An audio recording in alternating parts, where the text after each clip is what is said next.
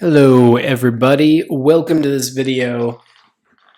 I just wanted to put some thoughts to the itemization conversations that are happening with Diablo 4 coming out soon and looking back to Diablo 3 and Diablo 2.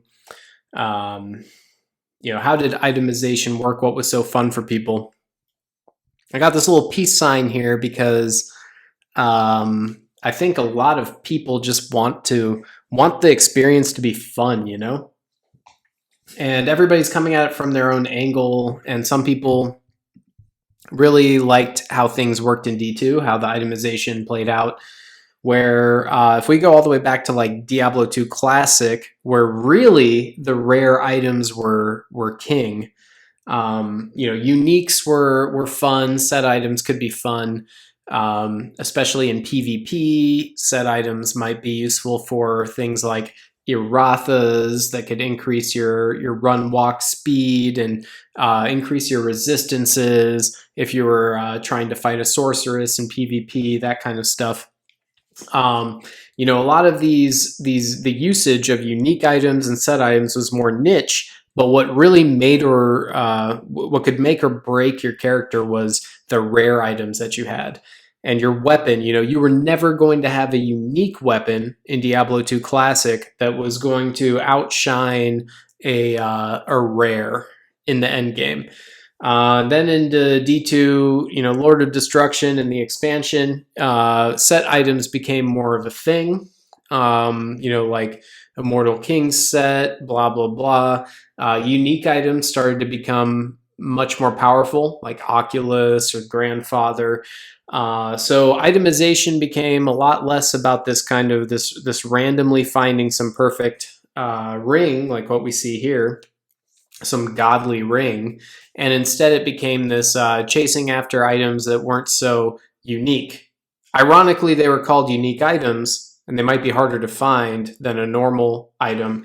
But whereas in the original D2 Classic, the best possible items you could get were truly unique or hacked and duped. That was going on. People were duping items, and so you'd find the same rares if they were appropriately hacked.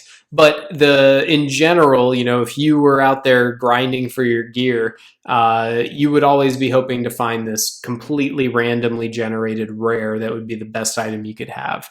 Now, in terms of experience for your average gamer, this is probably pretty terrible if you're not like constantly grinding. I had a lot of fun looking for these perfect rare rolls, but you could understand if somebody didn't have 10 years of their life to dedicate towards finding the best items. So I guess when D3 came out, you kind of had this move towards this shift towards more of like I don't even know what you would call this because I honestly didn't play that much World of Warcraft or anything. I played a lot of Diablo 2, and then I kind of dabbled in World of Warcraft, but honestly, I was real shit at it. I just didn't get the working with other people aspect. I tried to go out there and solo everything, which means I was just garbage. But I had a lot of fun anyways. But I felt like with D3, the way the set items came together, this somehow felt more boiled down, more reduced to this kind of World of Warcraft experience I had, where everyone was looking for specific kinds of items. Like the idea of finding a rare that might roll, this ring could have ended up being +2 to attack rating and, +4 light radius and a bunch of bullshit affixes you don't care about. A bunch of, bullshit modifiers, item modifiers, whatever you want to call it. But then in D3, everything kind of went in this direction where, like, we can see, this is even an old version, I think. I think now this Impale bonus with the six piece set is more like 60,000% weapon damage. But you get to this point where it's like, how are you ever going to find a rare item that competes with these sets?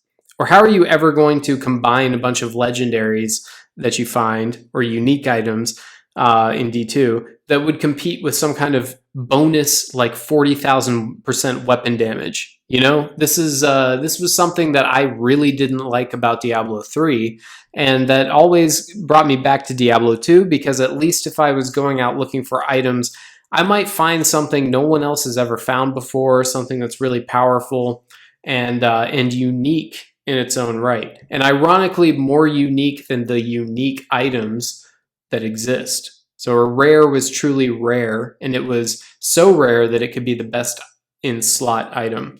So to me, I felt like that completely went away in Diablo 3. And instead of chasing after these really cool items that had a lot of variety, you ended up chasing after these legendary items, or ancient items, primal ancients, where you would just hope to get the a good roll on the stats that would always be present if you found that kind of item. Now, I think that this is there's a spectrum here.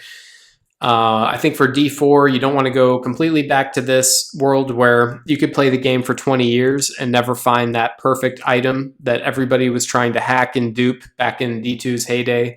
But you also want to avoid going into this space where there is no build variety, because there's only one way to do this build.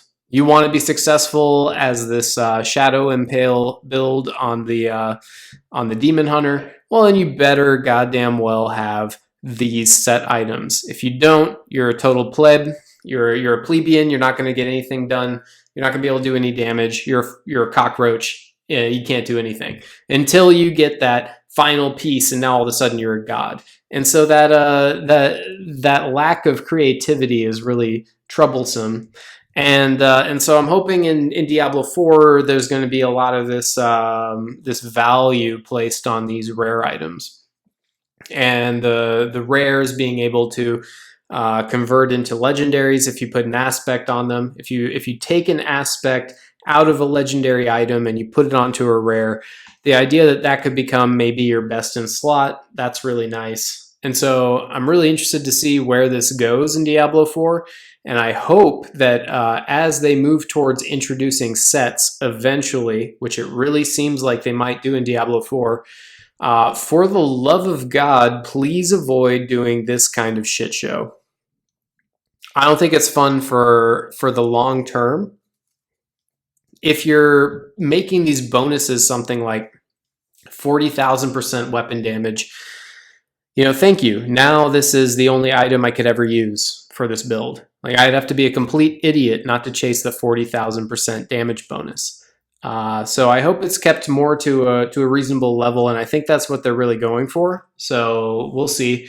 But this idea of finding really, really good rares that you could apply legendary aspects to, but also that the idea of itemization being kept interesting, like maybe if a legendary were to roll perfectly, this is the best thing you could find. That's also cool, because maybe you find a rare item like this. It's cheap because it's a rare item to re-roll one of these little slots here to be the kind of affix or whatever it's called that you want. That's a little bit cheaper on a rare, but the rare isn't going to have as many of these things roll as a legendary would. So this is kind of cool, because you can make a build that's really viable, and you can find these good rares that are good enough to put a legendary aspect onto, but you're still on the hunt for a legendary item that has an extra little bit of power to it, because it happened to roll the way you wanted to, and because of that, you're not stuck putting a legendary affix onto a rare. You actually have a legendary that rolls the way that you wanted to, and you get a little more benefit to it. So you're on the hunt. If you find a really good item, it is a really good item. I really like that. And I also like this idea of not dumbing things down to the point where all you have to do is look for that cookie cutter piece of gear that's going to make your build overpowered. That's dumb. I really like the idea of having different aspects you could apply onto your items, and then using your Paragon boards to kind of synergize with the decisions you're making with your gear, and then having your skill trees there to kind of define at a higher level what are the passives and the skills you're using. The way that those things combine how you allocate your skills in your skill tree, along with your passives, that combining with how you gear your character, what aspects, what legendary aspects you're putting and where. That also combining with some of the stats on your gear and your weapons. But then finally, all of those things meshing with what you're doing in your Paragon boards, what legendary Paragon tiles you're choosing, which rares you're choosing, the order in which you choose your Paragon boards so that you can actually get the rare upgrades, because the stat requirements for those will increase as you move from Paragon board to Paragon board. This is sounding really cool to me. And I really hope that we find some balance between this, which was a dopamine hit. Nothing felt better than finding a ring like this, but you would find this so rarely that it could feel really punishing that you're not finding it. But we have to balance that with this, which is just zero brain on, absolutely no creativity. Creativity is squashed. You will use these set items. Really hope we avoid that, and that as D4 introduces set items, that the set item, the little green item over here, isn't going to absolutely crush these guys over here. So hopefully we see we see any change that comes to the game facilitating creativity, not squishing it.